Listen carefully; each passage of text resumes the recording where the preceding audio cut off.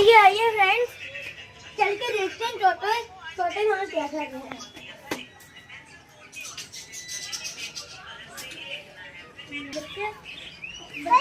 कितना बड़ा हो गया।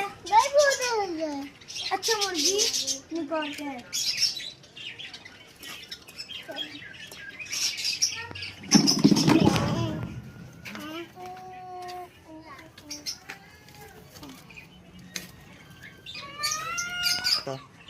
वाह, तो ये मैं आपको दिखाने जा रहा था। ये अपने पैरों से अब खड़ा हो सकते हैं, अपनी आंखें खोलनी है। ओह, ये दौड़ने की कोशिश कर रहे हैं और नीचे ना। चलिए अब इसको वापस रखते हैं।